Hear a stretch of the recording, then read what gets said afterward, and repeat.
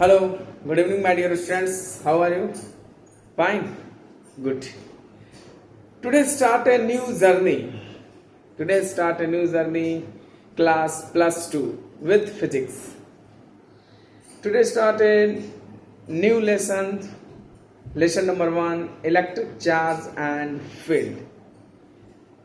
Students जो कुछ plus 1 में यानी मीन्स क्लास 11th में जो कुछ हो गया, थोड़ी बहुत गलतियां हो गई, चाहे जो भी कुछ हो गया, हमें फिजिक्स उतना नहीं समझ में आया, उसे भूल जाते। अब जो नया स्टार्ट क्लास हुआ, जो नई जर्नी स्टार्ट हुई, उसमें जो मिस्टेक हमसे प्लस 1 में हुआ वो मिस्टेक आप प्लस 2 में बिल्कुल मत कीजिएगा, क्योंकि प्लस 1 का एग्ज़ाम स्कूल में होता है और प्लस 2 का एग्ज़ाम बोर्ड एग्ज़ाम होता है। जो आप 10th में दे चुके हैं, आप भली बात बोर्ड के बारे में समझाने की ज़रूरत ना है।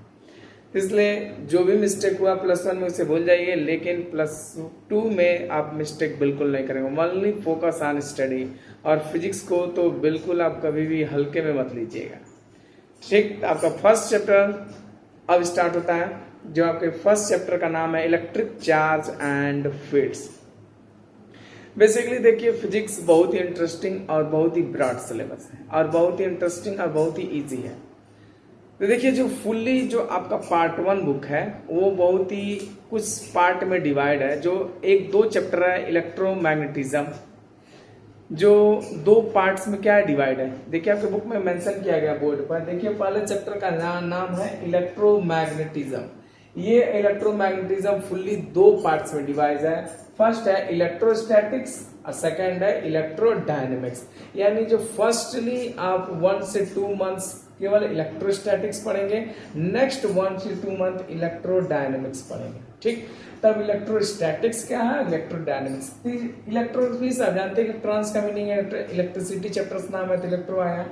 स्टैटिक्स का मीनिंग आप जानते हैं, स्टैटिक्स का मीनिंग आप जानते हैं, जिसका मीनिंग होता है रेस्ट। स्टैटिक का मीनिंग क्या होता है, रेस्ट। और इलेक्ट्रो का मीनिंग आप जानते हैं, या डायनेमिक्स का मीनिंग भी आप जानते हैं, मोशन होता है। मीन्स आपका जो इलेक्ट्रोस्टैटिक्स यानी प्लस 2 का जो बुक है फिजिक्स का, वो बेसिकली 3 पार्ट्स में डिवाइड किया गया है। एक में इलेक्ट्रोस्टैटिक्स और इलेक्ट्रोडायनेमिक्स। इलेक्ट्रोडायनेमिक्स में 2 पोर्शन पढ़ेंगे, इलेक्ट्रोस्टैटिक्स में 1 पोर्शन पढ़ेंगे। तो यानी मीन्स जब इलेक्ट्रोस्टैटिक्स का फॉर्मेशन हो कब जनरेशन, जब चार्ज रेस्ट में रहे। जब चार्ज रेस्ट में रहेगा तो इलेक्ट्रोस्टैटिक्स पढ़ेंगे, जब चार्ज मोशन में रहेगा तो इलेक्ट्रोडायनेमिक्स पढ़ेंगे। तो जब चार्ज क्या रहे, रेस्ट में रहे, तो आपको पढ़ाया जाएगा इलेक्ट्रिक फील्ड्स के बारे में पढ़ाया जाएगा। जब चार्ज क्या रहेगा, रेस्ट में रहेगा, तो आपको इलेक्ट्रिक फील्ड के बारे में पढ़ाया जाएगा। जब चार्ज मोशन में रहेगा तो आपको मैग्नेटिक फील्ड्स के बारे में पढ़ाया जाएगा। जब चार्ज एक्सेलरेशन की कंडीशन हो, एक्सेलरेट कर जाए, तो आपको इलेक्ट्रोमैग्नेटिक वेव्स के बारे में क्या है, पढ़ाया जाएगा। ठीक, तो बेसिकली आपको फिर से मैं बता दूं, आपका जो फर्स्ट चैप्टर का नाम है इलेक्ट्रिक चार्ज एंड फील्ड्स। जो ये आपके चैप्टर का नाम है, और बेसिकली जो आपका पार्ट 1 है 1 उसमें इलेक्ट्रोमैग्नेटिज्म के बारे में पढ़ाया जाएगा। इलेक्ट्रोमैग्नेटिज्म फुल्ली 2 पार्ट्स में डिवाइड है, एक इलेक्ट्रोस्टैटिक्स, सेकंड इलेक्ट्रोडायनेमिक्स। इलेक्ट्रोस्टैटिक्स जिसमें चार्ज रेस्ट में रहेगा, जिसमें इलेक्ट्रिक फील्ड्स के बारे में पढ़ा जाएगा, पोटेंशियल के बारे में पढ़ा जाएगा, गॉस लॉ के बारे में पढ़ा जाएगा। तमाम चीजें धीरे धीरे आएंगी, आप समझते जाएंगे। तो जब चार्ज रेस्ट में रहेगा तो इलेक्ट्रोस्टैटिक्स का पार्ट होगा। जब चार्ज मोशन में रहेगा यानी मैग्नेटिक फील्ड्स के बारे में जब स्टडी की जाएगी तो उस पार्ट को क्या बोलेंगे, इलेक्ट्रोडायनेमिक्स बोलेंगे। और यानी जब चार्ज एक्सेलरेट कर जाए तो इलेक्ट्रोमैग्नेटिक वेव्स के बारे में हम पढ़ेंगे। तो बेसिकली आपके जो चैप्टर 1 है उसमें फर्स्ट टॉपिक है चार्ज। ठीक, देखिए चार्ज क्या है इसके बारे में हम लोग स्टडी करते हैं, इसे आप नोट कर सकते हैं। देखिए चार्ज क्या है,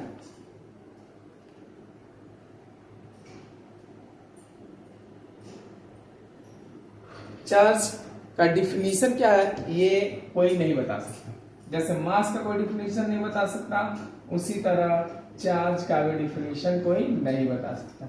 चार्ज क्या है, इसका डिफिनीशन क्या है, कोई नहीं बता सकता। सिर्फ ये बताया जा सकता है चार्ज कैसे बिहेव करता है, ये आपको हम बता सकते हैं। कोई भी हो, चार्ज कैसे वर्क करता है, चार्ज की प्रॉपर्टी क्या है, चार्ज कैसे बिहेव करता है, ये बताया जाएगा। चार्ज की डिफिनीशन क्या है, आखिर चार्ज है क्या, ये डिफाइन नहीं किया जा सकता। समझ में आया? यानी चार्ज क्या है? Charge is a intrinsic property of matter. क्या है? Charge is a intrinsic property of, charge is a intrinsic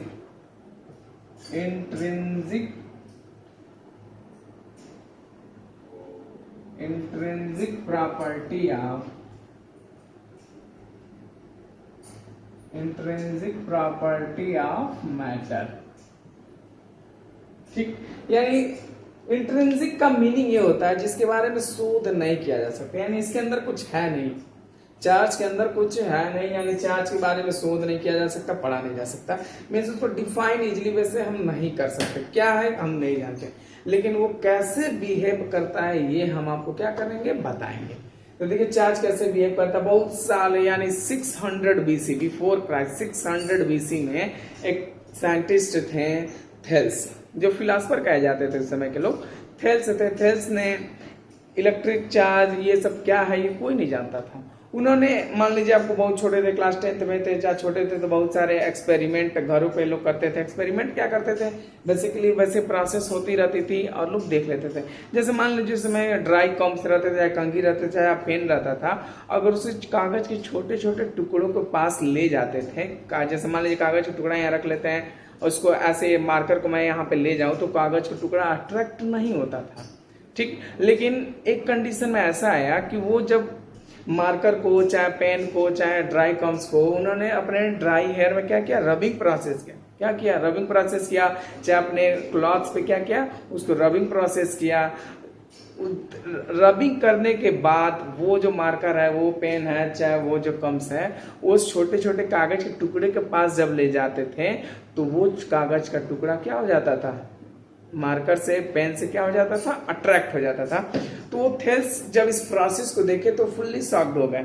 Thales ने सोचा कि ये क्या हो गया कि जो ये पेन का टुकड़ा है, पेन है, ये कागज के टुकड़े को अट्रैक्ट कर रहा है। जब अपने ड्राई हेयर से उसको रबिंग कर रहा है तभी अट्रैक्ट हो रहा है, चाहे क्लॉथ से रबिंग कर रहा है तभी अट्रैक्ट हो रहा है। जब रबिंग नहीं कर रहे हैं, रबिंग प्रोसेस नहीं कर रहे हैं, यानी जब दो बॉडी कांटेक्ट में नहीं आ रही, रबिंग प्रोसेस नहीं कर रहे हैं, तब वो अट्रैक्ट नहीं कर रहा था, यानी रबिंग के बाद ही हो रहा है। तो थेल्स ने आया और उन्होंने बोल दिया कि ये जो रबिंग प्रोसेस के बाद किसी ऑब्जेक्ट को ये अट्रैक्ट कर रहा है, तो उन्होंने सीधे बोल दिया कि ये जो कम्स है, चाहे पेन हो चाहे मार्कर, ये चार्ज्ड बॉडी हो गई है। कौन सी बॉडी हो गई है, चार्ज्ड बॉडी हो गई। यानी चार्ज का मतलब ये बताया कि इसके अंदर एक ऐसी प्रॉपर्टी आ गई है कि ये किसी लाइट ऑब्जेक्ट को क्या कर ले रहा है, अट्रैक्ट कर ले रहा है। ये लाइट ऑब्जेक्ट को क्या कर ले रहा है, अट्रैक्ट कर ले रहा है। तो अब उन्होंने सोचा कि क्या ये इसी के साथ है कि अन्य ऑब्जेक्ट के भी साथ है।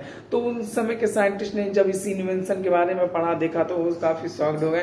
तब बहुत सारे साइंटिस्टों में होड़ लग गई और सब साइंटिस्ट ने अनेक मैटर को क्या किया, बहुत सारे डिफरेंट टाइप्स के मैटर को कलेक्ट किया और रबिंग प्रोसेस करना स्टार्ट कर दिया। और रबिंग करके देखते थे कि किन किन ऑब्जेक्ट को ये क्या कर रहा है, अट्रैक्ट कर रहा है। अब इसी अट्रैक्शन की बात हो रही थी, किन किन ऑब्जेक्टों को क्या कर रहा है, ये अट्रैक्ट कर रहा है। तो बहुत सारे ऑब्जेक्ट को तब थेल्स ने सबसे पहले क्या लिया, अंबर एक क्लॉथ है, अंबर का मीनिंग होता है, वहीं से इलेक्ट्रोस्टैटिक्स का नाम लिया गया। अंबर का मीनिंग होता है ग्रीक में, इलेक्ट्रॉन मीनिंग होता है। तो उस अंबर को क्या किया, सिल्क के क्लॉथ से रबिंग किया। अंबर को क्या किया, सिल्क के क्लॉथ से क्या किया, रबिंग किया। इसी तरह बहुत सारे ऑब्जेक्ट लिए, जैसे प्लास्टिक लिया और ग्लास लिया। तो प्लास्टिक और ग्लास को रबिंग किया, ठीक, सबसे पहले। अब फिर उसके बाद एक अनदर प्लास्टिक और ग्लास रॉड को क्या किया, अट्रैक्ट, रबिंग प्रोसेस किया। उसके बाद उन दोनों को क्या किया, एक कांटेक्ट में लाया। तब देखिए क्या प्रोसेस। ये नाम लिखने से बेटर आपको एक एग्जांपल में बताते। जैसे मान लेते एक ऑब्जेक्ट है ए, ठीक, एक ऑब्जेक्ट क्या है ए और एक ऑब्जेक्ट क्या है बी, ठीक, ये ऑब्जेक्ट बी है। अब इन दोनों को क्या कर दिया जा रहा है, रबिंग किया जा रहा है, रब किया जा रहा है। ये मान लेते हैं ऑब्जेक्ट ए है और ये ऑब्जेक्ट क्या है, बी है। तो जब ये रबिंग किया गया, ठीक, अब क्या क्या, एक अनदर ऑब्जेक्ट ए है, ए डैश, और एक अनदर ऑब्जेक्ट क्या है, बी डैश। इसको भी क्या किया गया, रब किया गया, ठीक। अब वो जब रब किया गया, मान लेते ये ए डैश है, ये क्या है, बी डैश है। एक अनदर ऑब्जेक्ट है, जैसे मान लेते हैं ये A1 B1 है, A1 B1, ये A2 B2, A2 ये B2, ये रबिंग किया गया, समझ में आया।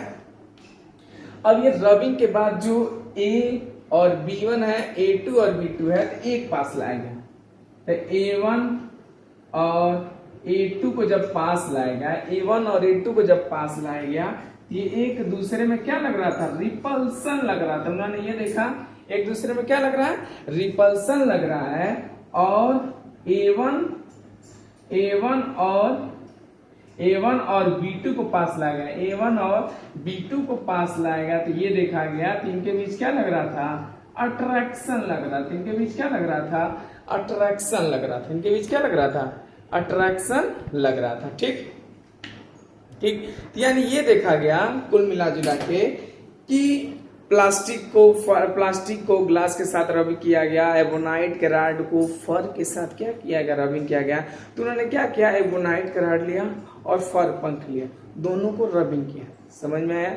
फिर एक अनदर एबोनाइट का रॉड लाया और फर लाया, उनको क्या किया, रबिंग प्रोसेस किया।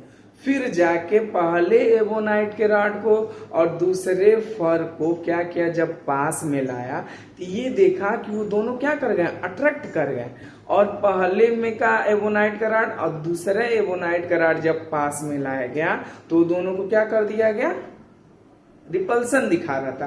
तो यानी सारे प्रोसेस को, मैटर को जब रबिंग किया गया तो कुल मिला जुला के सारी फिनोमिना यहाँ तक पहुंची कि दो चीजें उनके सामने आ रही थी। दो चीजें उनके सामने आ रही थी, एक बार ऑब्जेक्ट में रिपल्सन की प्रॉपर्टी दिखा शो कर रहा था, और एक बार अट्रैक्शन की प्रॉपर्टी को क्या कर रहा था, शो कर रहा था, और एक बार रिपल्सन एक बार अट्रैक्शन। यानी कुल मिला जुला के ये प्रोसेस पहुंचा कि जो सेम टाइप के प्रॉपर्टी थे, सेम मटेरियल थे, यानी जो सेम मैटर थे, यानी जो सेम मैटर थे उनके बीच क्या लग रहा था, जो सेम मैटर के बीच जब रबिंग किया जा रहा था तो उनके बीच क्या लग रहा था, अट्रैक्शन लग रहा था। उनके बीच क्या लग रहा था, अट्रैक्शन लग रहा था। और जब अपोजिट मैटर थे, अपोजिट मैटर थे, तो इनके बीच क्या लग रहा था, रिपल्सन लग रहा था। सॉरी, जो सेम मैटर थे इनके बीच क्या लग रहा था, रिपल्सन लग रहा था। और जब अपोजिट मैटर थे तो इनके बीच क्या लग रहा था, अट्रैक्शन लग रहा था।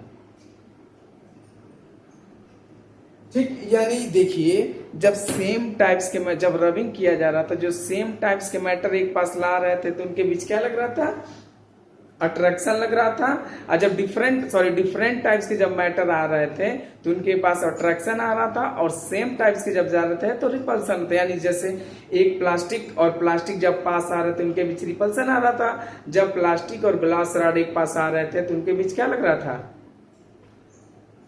उनके बीच अट्रैक्शन लग रहा था। जब प्लास्टिक आ रहा था, रिपल्सन लग रहा था। तो इस तरह जो भी ये अट्रैक्शन और रिपल्सन की जो भी फिनोमिनाज आ रही थी, ये कहा जा रहा था कि ये दोनों बॉडी क्या हो गई है, चार्ज्ड आ गई। इनके बीच क्या गया, चार्ज डेवलप हो चुका है, और ये बॉडी क्या हो गया, चार्ज्ड हो गया है, जो दो प्रॉपर्टी शो कर रहा था। कुल मिला जुला की दो ही प्रॉपर्टी शो कर रहा था, एक बार अट्रैक्शन की प्रॉपर्टी शो कर रहा था और एक बार रिपल्सन की प्रॉपर्टी को शो कर रहा था। तो इसी तरह जब ऐसे शोध होते गए, इसके बारे में डिस्कवरी होती गई, उसके बाद डायरेक्टली आए बेंजामिन फ्रैंकलिन आए। थेल्स के बाद कौन आए, बेंजामिन फ्रैंकलिन आया। बेंजामिन फ्रैंकलिन ने आया बिना सोचे समझे, बिना प्रॉपर्टी जाने कि क्या है, बस वो जानते थे अट्रैक्शन की प्रॉपर्टी है, ये रिपल्सन की प्रॉपर्टी शो कर रहा है। तो उन्होंने आया और नामकरण कर दिया, इन सारे चार्जेस का क्या कर दिया, नामकरण कर दिया। तो उन्होंने सीधे आया और उन्होंने बोला कि प्लास्टिक के ऊपर उन्होंने सीधे आया, सीधे बता दिया कि प्लास्टिक के ऊपर निगेटिव चार्ज रहेंगे और ग्लास रॉड के ऊपर पॉजिटिव चार्ज है। उन्होंने सीधे आया, दो नामकरण कर दिया, एक का नाम दिया पॉजिटिव चार्ज। क्या नाम दिया, पॉजिटिव चार्ज, यानी ग्लास पर उन्होंने बताया कि ग्लास पर क्या है, पॉजिटिव चार्ज है, और प्लास्टिक पर उन्होंने ये बताया कि ये निगेटिव चार्ज है। क्या बताया, निगेटिव चार्ज है। समझ में आया, इन्होंने डायरेक्ट कुछ सोचा नहीं, कि ये ऐसे प्रॉपर्टी शो कर रहा तो पॉजिटिव रहेगा, ऐसे प्रॉपर्टी शो करेगा तो निगेटिव रहेगा, ऐसा कुछ नहीं। उन्होंने सीधे आया बेंजामिन फ्रैंकलिन ने बताया कि ग्लास पर पॉजिटिव चार्ज रहेगा और प्लास्टिक पर निगेटिव चार्ज रहेगा। समझ में आया? उन्होंने नामकरण ऐसा रख दिया। तो किसी ने पूछा कि सर आप आए सीधे और डायरेक्ट आप पॉजिटिव चार्ज और निगेटिव चार्ज रख रहे हैं, कैसे रख दिया? बाद में उन्होंने बहुत सोच समझ के रखा था, लेकिन आया एक का नाम पॉजिटिव, एक का नाम निगेटिव। तो उन्होंने ये कहा कि जब पॉजिटिव चार्ज और पॉजिटिव चार्ज आएंगे एक पास, जब पॉजिटिव और पॉजिटिव एक पास आएंगे तो इनके बीच क्या लगेगा? रिपल्सन लगेगा। जब पॉजिटिव और निगेटिव एक पास आएंगे तो इनके बीच क्या लगेगा? अट्रैक्शन लगेगा। इनके बीच क्या लगेगा? अट्रैक्शन लगेगा। तो सेम चार्ज में क्या होगा? रिपल्सन, और डिफरेंट चार्ज में अट्रैक्शन लगेगा। मीन्स उन्होंने पॉजिटिव और निगेटिव ये कहा कि सेम चार्ज वाले में रिपल्सन और डिफरेंट चार्ज में अट्रैक्शन। ठीक, तो दिन पर दिन बीतते गए, लोग एनालिसिस करते रह गए, एनालिसिस किए कि कहाँ से ये चार्ज डेवलप हो रहा, क्या हुआ। तो इसके बारे में जानने के लिए उन्होंने चार्ज के डेवलपमेंट्स के बारे में जानने के लिए क्या कहा? मैटर का स्टडी करने लगे। जिस समय इस चार्ज की स्टडी हुई थी, पॉजिटिव चार्ज निगेटिव चार्ज की स्टडी हुई थी, उस समय अभी इलेक्ट्रोस्टैटिक्स की सारी कहानियां लिख दी गई थी। उस समय इलेक्ट्रॉन, प्रोटॉन, न्यूट्रॉन की अभी डिस्कवरी नहीं हुई थी। समझ में हमने क्या कहा? जिस समय पॉजिटिव चार्ज और निगेटिव चार्ज के बारे में ये स्टडी की गई थी, बताई गई थी कहानियां, उस समय इलेक्ट्रोस्टैटिक्स की सारी न्यू रख दी गई थी। और उस समय भी इलेक्ट्रॉन, प्रोटॉन, न्यूट्रॉन की डिस्कवरी नहीं हुई थी। जब मैटर को क्या किया गया कि मैटर को डिवाइड नहीं किया जा सकता, फिर एक साइंटिस्ट ने मैटर को क्या कर दिया? डिवाइड कर दिया। मैटर को डिवाइड किया, छोटे करते करते मॉलिक्यूल्स तक पहुंचे, फिर एटम्स तक आए। फिर बोला कि एटम्स को डिवाइड नहीं किया जा सकता, फिर अनदर साइंटिस्ट है, उन्होंने एटम को क्या कर दिया? 3 पार्ट्स में क्या कर दिया? डिवाइड कर दिया।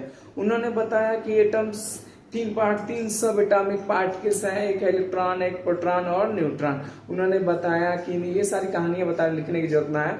न्यूक्लियस में प्रोटॉन और न्यूट्रॉन रहेंगे, जिस पर पॉजिटिव चार्ज है। जिस पर क्या चार्ज है? पॉजिटिव। और एटम्स के चारों तरफ जो क्लाउड्स हैं उसमें इलेक्ट्रॉन क्या कर रहे हैं? रिवॉल्व कर रहे हैं, जिसको उन्होंने इलेक्ट्रॉन पे क्या बताया? निगेटिव चार्ज बताया। समझ में? वहीं से चार्ज का डेवलपमेंट की कहानी बताएगी, समझाएगा दुनिया वाले को कि निगेटिव इलेक्ट्रॉन पर निगेटिव चार्ज होता है, प्रोटॉन पर पॉजिटिव चार्ज होता है। कब निगेटिव चार्ज डेवलप होगा और कब पॉजिटिव चार्ज डेवलप होगा, देखिए। अब जैसे मान लेते हैं ये 2 मैटर है, एक मैटर ये है और एक मैटर ये है, दोनों को क्या किया गया? रबिंग प्रोसेस किया गया। जब ये रबिंग प्रोसेस किया गया तो आप ट्राई कर सकते हैं, तो आपको फील होगा कि यहाँ पे हॉटनेस फील होगा, हीट प्रोड्यूस होगा। समझ में? और आपको छोटे क्लास में थे तो आपको पढ़ाया गया होगा, 11th में पढ़ाया गया, heat is a form of energy. यानी ये जब रबिंग प्रोसेस कर रहे हैं तो ऑलरेडी ये भी मैटर है, ये भी मैटर। जब हीट जनरेट हो रहा है तो इस मैटर को, इस एटम्स के छोटे छोटे एटम्स हैं, इनको एनर्जी मिल रहा है। इनको क्या मिल रहा है? एनर्जी मिल रहा है। जब एनर्जी मिल रहा है इनको, तो जो आउटर मोस्ट इलेक्ट्रॉन है वो ग्राउंड स्टेट से सीधे कहाँ पहुंच रहे हैं? एक्साइटेड स्टेट में पहुंच रहे हैं। इस हयात के जब हीट मिल रहा है, एनर्जी मिल रहा है, तो जो फ्री इलेक्ट्रॉन है आउटर मोस्ट के, वो सीधे ग्राउंड स्टेट से कहाँ पहुंच रहे हैं? एक्साइटेड स्टेट में पहुंच रहे हैं। तो वो अपने सेल्स को छोड़ना चाह रहे हैं, अपने सेल्स को छोड़ना चाह रहे हैं, वो दूसरे एटम्स के पास जाना चाहते हैं। तो वही इलेक्ट्रॉन क्या हो रहा है? ट्रांसफर हो रहे हैं। वही इलेक्ट्रॉन क्या हो रहे हैं? ट्रांसफर हो रहे हैं। तो जब इलेक्ट्रॉन ट्रांसफर हो रहा है तभी चार्ज का डेवलपमेंट हो रहा है। जब चार्ज का ट्रांसफर हो रहा है तभी क्या हो रहा है? चार्ज का डेवलपमेंट हो रहा है। यानी जो चार्ज, जो इलेक्ट्रॉन को एक्सेप्ट करेगा, जिनके पास इलेक्ट्रॉन एक्सेस रहेंगे, उन पर कौन सा चार्ज आएगा? निगेटिव चार्ज उन्होंने बताया। जो इलेक्ट्रॉन को डोनेट करेगा वो पॉजिटिव, जो इलेक्ट्रॉन को एक्सेप्ट करेगा उस पर निगेटिव चार्ज होगा। उससे एक और डिफिनीशन हम चार्ज को बता सकते हैं, The deficiency or excess of electron on a atom means, आपको देखिए एक और डिफिनीशन चार्ज के बताते हैं। देखिए आज थोड़ी बहुत चार्ज के ही बारे में आपको स्टडी कराया जाएगा, चार्ज के बारे में ही बताया जाएगा। ध्यान से देखिएगा, चार्ज का एक और डिफिनीशन लिख रहा है चार्ज का एक और डिफिनेशन लिख रहे, चार्ज इज डिफाइंड एज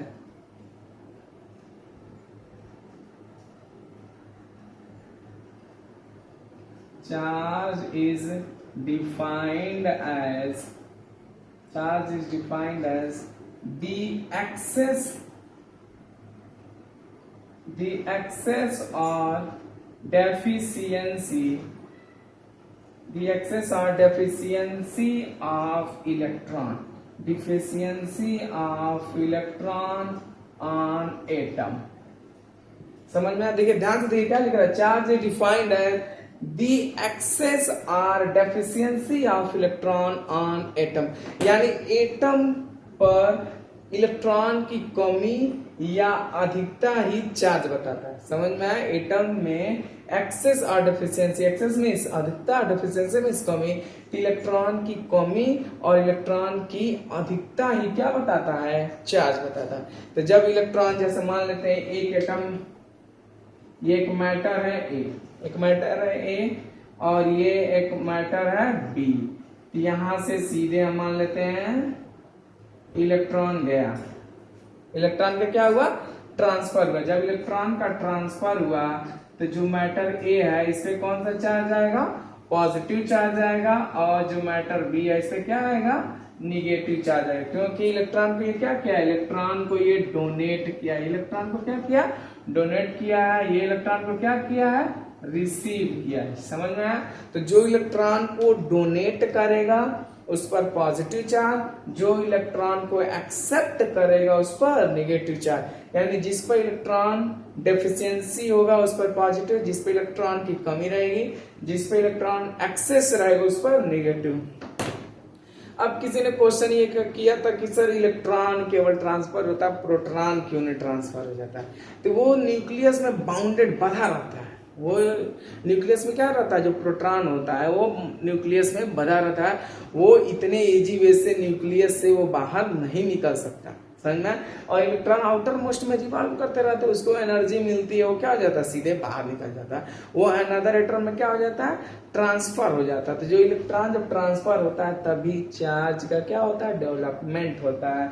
जो चार्ज को डोनेट करता है उस पर पॉजिटिव चार्ज, जो इलेक्ट्रॉन को रिसीव करता है उस पर निगेटिव चार्ज होता है।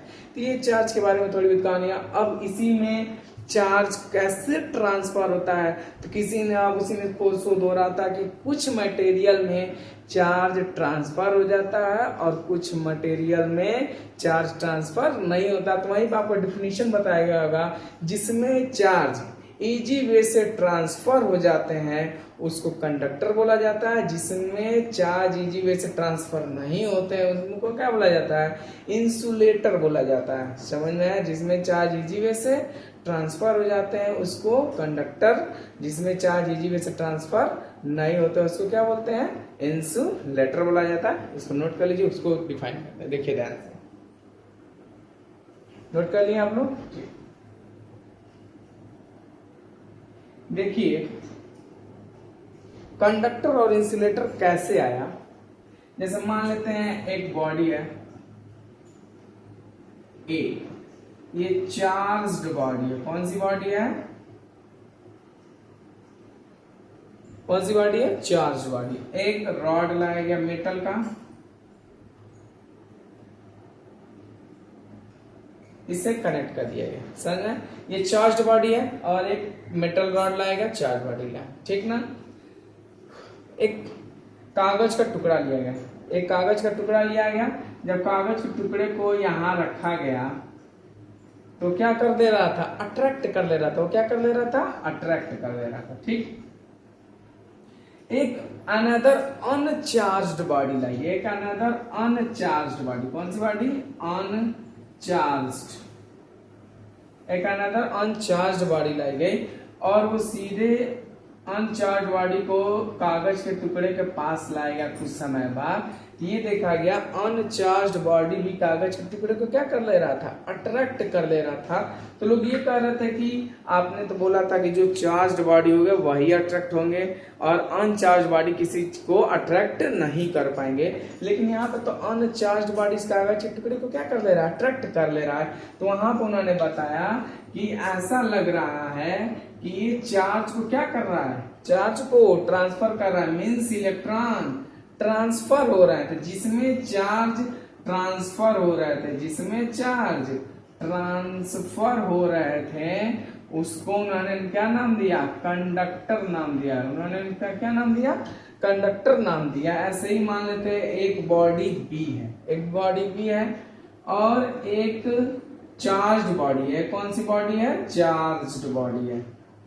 यहाँ पर कागज के टुकड़े को लाया गया, वो क्या कर लिया, अट्रैक्ट कर लिया। ठीक, अब क्या किया गया, यहाँ मेटल के बजाय यहाँ पर उन्होंने प्लास्टिक लगाया। क्या लगाया,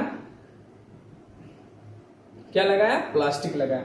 जब प्लास्टिक के कागज के टुकड़े को लगाया तो वो अट्रैक्ट नहीं किया, कागज के टुकड़े को लगाया तो अट्रैक्ट नहीं किया। मीन्स यहाँ पर चार्ज यहाँ से तो यहाँ जा रहा था, लेकिन यहाँ से चार्ज ट्रांसफर नहीं हो रहा था। यानी इसको उन्होंने क्या बोला, इंसुलेटर बोला। यहाँ पे उनको क्या बोला, इंसुलेटर। चार्ज ट्रांसफर नहीं हो रहा था, यहाँ पर चार्ज ट्रांसफर नहीं हो रहा था। तो उन्होंने बोला कि कुछ मैटर कंडक्टर होते हैं और कुछ मैटर इंसुलेटर होता है। जिसमें चार्ज इजी वे से ट्रांसफर होते हैं उसको कंडक्टर बोला जाता है, जिसमें चार्ज इजी वे से ट्रांसफर नहीं होता उसको क्या बोला जाता है, इंसुलेटर बोला जाता है। समझ में आया। तो अब देखिए किस, अब जिसमें इजी वे से outer most electron, free electron एक एटम से दूसरे एटम में चले जाते हैं, वहीं पे कंडक्टर होता है। यानी कंडक्टर के जो इलेक्ट्रॉन होते हैं वो इजी वे से ट्रांसफर हो जाते हैं। लेकिन इंसुलेटर में जो इलेक्ट्रॉन्स होते हैं वो भी तो एक मैटर है, उसमें भी इलेक्ट्रॉन, प्रोटॉन, न्यूट्रॉन है। तो जो इंसुलेटर के आउटर मोस्ट इलेक्ट्रॉन है, फ्री इलेक्ट्रॉन है, वो टाइटली बाउंडेड है। इंसुलेटर के जो आउटर मोस्ट इलेक्ट्रॉन है वो क्या है, टाइटली बाउंडेड है। वो इलेक्ट्रॉन इजी वे से ट्रांसफर नहीं हो पाते हैं। जब इलेक्ट्रॉन ट्रांसफर नहीं हो पाते हैं, चार्ज डेवलप नहीं होता है। जब ना तो उस पर पॉजिटिव चार्ज आता है ना तो निगेटिव चार्ज उस पर डेवलप होता है, तभी वहां पर कोई चार्ज डेवलप नहीं होता, तभी वहां पर ना तो अट्रैक्शन का शो होता है ना ही रिपल्सन का शो होता है। यानी कुल मिला जुला बोले इंसुलेटर न्यूट्रल होता है। टोटली क्या होता है, वो न्यूट्रल होता है। समझा। इसीलिए बेंजामिन फ्रैंकलिन ने बताया कि एक पॉजिटिव चार्ज है और एक निगेटिव चार्ज है। क्यों पॉजिटिव निगेटिव रखा गया, क्योंकि जब पॉजिटिव निगेटिव में अट्रैक्शन होता है, रिपल्सन, तो अगर उनका मैग्नीट्यूड लिया जाएगा, total number of positive charge and total number of negative charge का जब मैग्नीट्यूड लेते हैं तो क्या हो जाता है, जीरो हो जाता है, न्यूट्रल।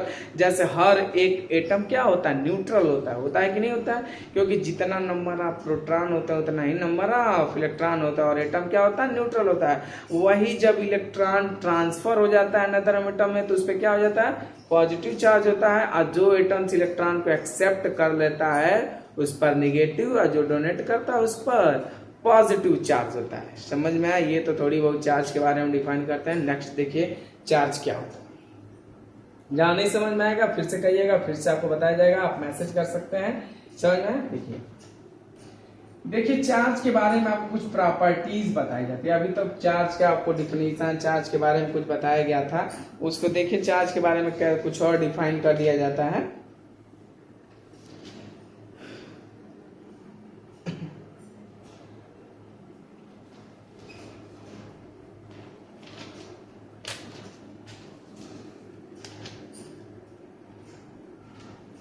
ठीक, अब देखिए पहली प्रॉपर्टी है conservation of charge. First property है कंजर्वेशन ऑफ चार्ज। बहुत सारे प्रॉपर्टी है, एक एक करके बताया जाएगा। Conservation of charge, conservation of charge में पहला है charge can not be created, can not be destroyed. Charge cannot be created, cannot be created, cannot be destroyed, cannot be destroyed। only can only transfer and charge only transfer.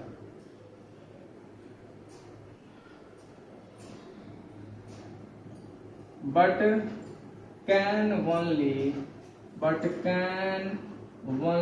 transferred.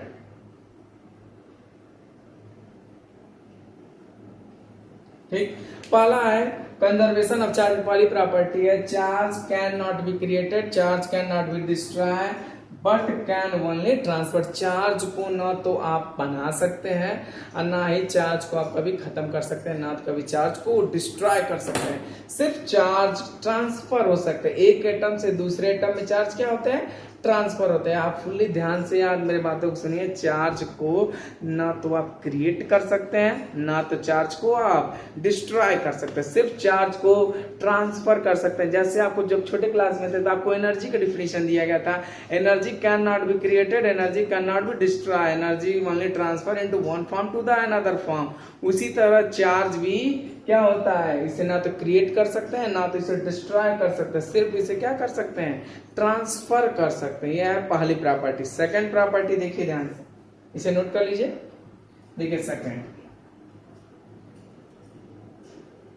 Second property है the total charge of an the total charge the total charge of an isolated system, the total charge of an isolated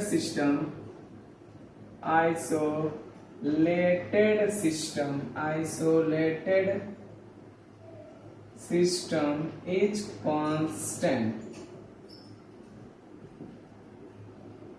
ठीक, isolated का meaning देख क्या लिखा गया है? The total charge of an isolated system is constant.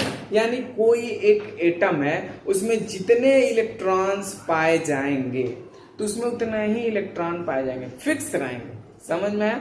उसे change नहीं कर सकते। जैसे आपको बॉक्स दिखाते हैं, जैसे मान लेते हैं ये एक बॉक्स है, ठीक, मान लेते हैं इस पे 3 कूलाम चार्ज है। इसमें कितने कूलाम चार्ज है? 3 कूलाम। अभी चार्ज प्रॉपर्टी बताते हैं। सिर्फ कूलाम 3 कूलाम इसलिए बोला क्योंकि कूलाम क्या है? चार्ज की प्रॉपर्टी यूनिट है।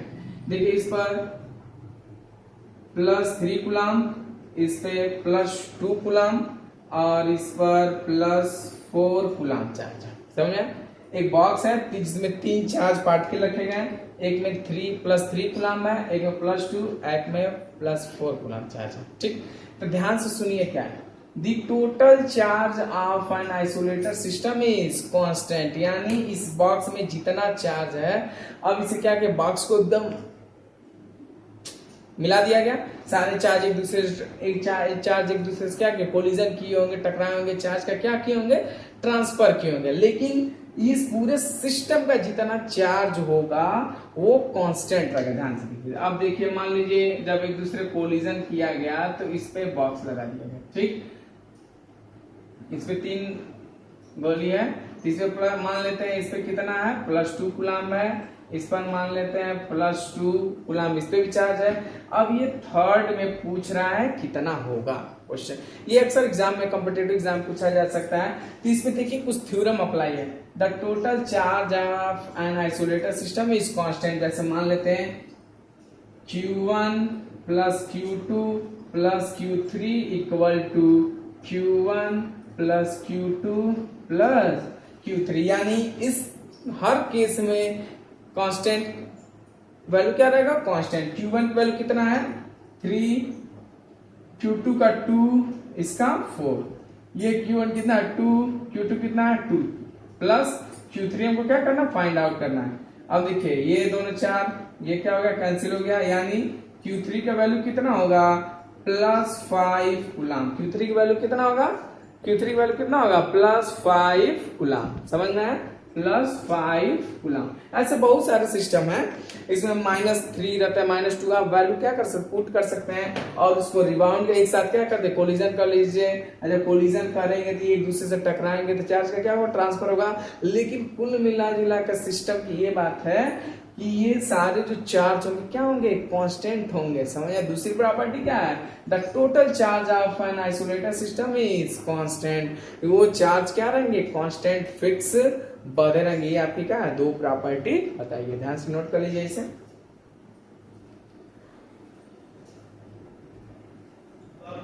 हाँ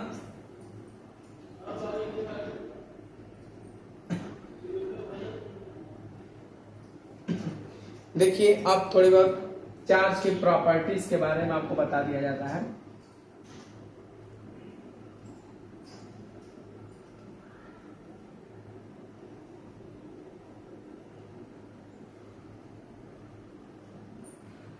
चार्ज आपको बताया गया था ना कि चार्ज क्या है, एक इंट्रिंसिक प्रॉपर्टी ऑफ मैटर है। चार्ज को ना तो क्रिएट कर सकते हैं, ना तो चार्ज को आप क्या कर सकते हैं, डिस्ट्रॉय कर सकते हैं। और ये बेसिकली मैटर का क्या है, द डेफिशिएंसी और excess of electron on an atom. किसी भी एटम का एक्सेस और डेफिशिएंसी इलेक्ट्रॉन क्या बताता है, चार्ज का डेवलपमेंट बताता है। चार्ज को बेसिकली किससे डिनोट करते हैं, चार्ज को बेसिकली डिनोट करते हैं किससे, क्यू से। चार्ज को किससे डिनोट करते हैं, क्यू से डिनोट करते हैं, स्मॉल क्यू लिख सकते हैं। ठीक, इसका जो यूनिट होता है, चार्ज का यूनिट क्या होता है, कूलाम होता है। क्या होता है, कूलाम। कूलाम एक साइंटिस्ट थे जिन्होंने इसके बारे में बताया था, उन्हीं के नाम पे पड़ गया। यानी चार्ज का यूनिट क्या होता है, कूलाम होता है। चार्ज दो टाइप्स के होते हैं, टू टाइप्स। एक होता है पॉजिटिव चार्ज, सेकंड क्या होता है, नेगेटिव चार्ज। ठीक, ये बताया गया था। और पॉजिटिव चार्ज में क्या हो जाए, पॉजिटिव और पॉजिटिव चार्ज में रिपल्सन, और पॉजिटिव और नेगेटिव चार्ज में अट्रैक्शन। ये सारी चीज आपको कुछ बताई गई थी, लेकिन प्रॉपर्टी है चार्ज को किससे डिनोट करते हैं, क्यू से। चार्ज का यूनिट क्या होता है, कूलाम होता है। कितने तरह का होता है, एक पॉजिटिव चार्ज होता है और एक नेगेटिव चार्ज होता है। पॉजिटिव में क्या होता है, रिपल्सन, और पॉजिटिव नेगेटिव में क्या होता है, अट्रैक्शन होता है। बाकी हम लोग नेक्स्ट टॉपिक में पढ़ेंगे।